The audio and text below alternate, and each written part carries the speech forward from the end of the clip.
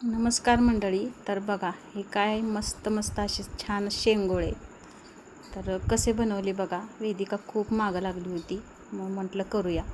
तर हे बघा, 2 वाट्या एकसारख्या घेतलेल्या आहेत, एका मापाच्या ज्वारीचं पीठ आणि गव्हाचं पीठ, आणि एक छोटी वाटी बेसन आहे. त्याच्यामध्ये बघा ओवा चोळून घातला, लाल तिखट 2 चमचे, मीठ चवीनुसार, आणि हळद घातली, आणि ही मिरची आलं लसूण पेस्ट बनवलेली आहे.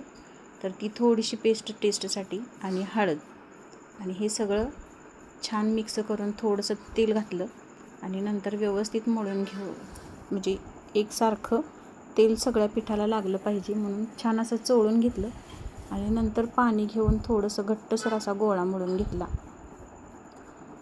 अगदी थोडं थोडं पाणी घालून पीठ मळून घ्यायचं. आपल्याला जास्त पातळ करायचं नाही, गोळा शक्यतो घट्टसरच असावा, म्हणजे शेंगोळी छान वळता येतात. तर हे बघा, आपला घट्ट असा गोळा मळून तयार झालेला आहे.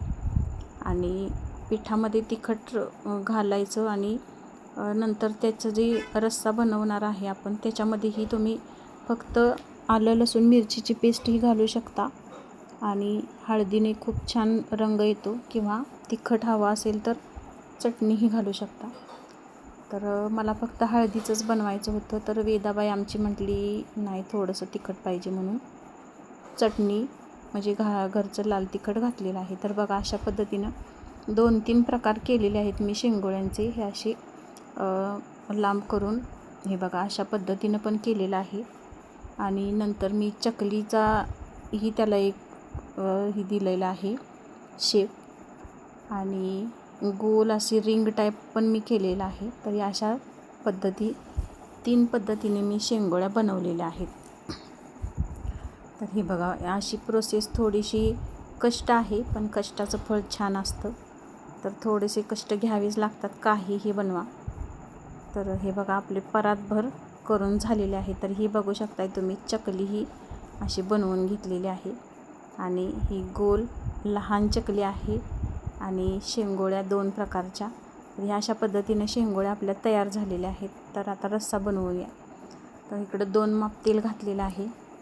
तेल छान तापल्यावरती मग मी मोहरी टाकली, थोडंसं जिरे घातले, आणि जिरे मोहरी छान तडतडल्यावरती मग त्याच्यामध्ये थोडासा कढीपत्ता घातला, आणि जी आपण आलं लसूण मिरचीची पेस्ट बनवलेली आहे ती घालून व्यवस्थित छान असं पळीने मिक्स करून एक 5 मिनिटे छान असं गॅसवरती परतून घेतलं. बघू शकताय, मस्त असं वाफा यायला लागल्यात. आणि थोडीशी हळद टाकली, चवीनुसार मीठही टाकलं या रश्श्यामध्ये, कारण आपल्याला पिठामध्येही मीठ आपण घातलेलं आहे. तर थोडंसं सावरूनच मीठ घाला. आणि नंतर बघा, पाणी घातलं. जेवढं तुम्हाला घट्ट हवं असेल त्याप्रमाणे तुम्ही पाणी घालू शकता. रस्सा म्हटलं की जास्त पण पातळ करायचं नाही. तर ही बघा, थोडंसं ज्वारीचं पीठ घालून छान असं घटलून घेतलेलं आहे. थोडीशी उकळी आल्यावरती मग मी ज्वारीचं पीठ घातलं, आणि छान असे उकळी आल्यावर मग मी हे शेंगोळ्या सोडून घेतलेल्या आहेत बघा.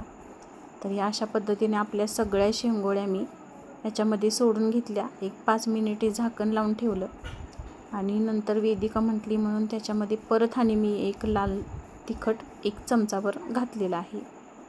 तर असंही करू शकता, किंवा तिखटही करू शकता. खूप छान टेस्टी लागतात शेंगोळे, आणि वेदिका तर आमची खुश झाली. तर तुम्हाला आवडतात का शेंगोळे? नक्की कमेंटमध्ये सांगा. व्हिडिओ स्किप न करता पहा, लाईक शेअर सबस्क्राईब करा, कमेंट करायला विसरू नका, आणि अशा पद्धतीने शेंगोळे नक्कीच करून पहा. तर म्हणतात ना की 5 पावलं पुढं गेलं की भाषा बदलते. तसंच आहे की थोडं थोडं प्रत्येक भागामध्ये प्रत्येक रेसिपी थोडासा तरी बदल असतोच. तर ही आपल्या अशा पद्धतीने मी शेंगोळे बनवलेले आहेत. तर आवडली का नक्की कमेंटमध्ये सांगा. धन्यवाद.